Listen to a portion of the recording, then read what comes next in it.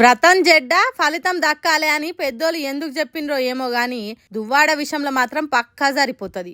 ఆవు 3 పార్టీలలో చేరినా 3 సార్లు పోటీ ఓడిపోయిన రాని ఇలువ తను చేసిన శిల్పి పనులకు వచ్చింది. బంగారం అసొంటి భారీ ఉండంగా ఇంకో ఆడామెతోని ఇగిలిచ్చుకుంటా తిరిగిండట.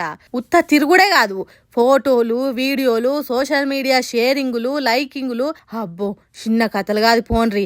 సారేసిన ఏషాల మీద టీవీలలో డిబేట్లు, చర్చలు, ప్రైమ్ న్యూస్, లట్టరం పెట్టరం బొచ్చడు వార్తలు వరుస పెట్టొచ్చేది.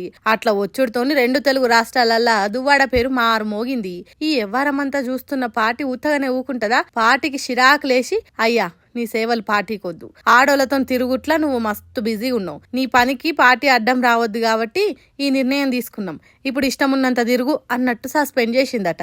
శ్రీకాకుళం జిల్లా టెక్కలిల రాజకీయం చేసే దువ్వాడకు ఎట్లా కలిసిందో ఏమో గాని మాధురి అనేట ఆమె జంట అయిందట. వాళ్ళు సాటు మాటుంగా కాదు, నేటుంగానే తిరుపతికి పోవుడు, టూర్లకు పోవుడు, ఫోటోలు వీడియోలు షేరింగులు చేసుడు మస్తు వైభోగం చేసిండ్రట.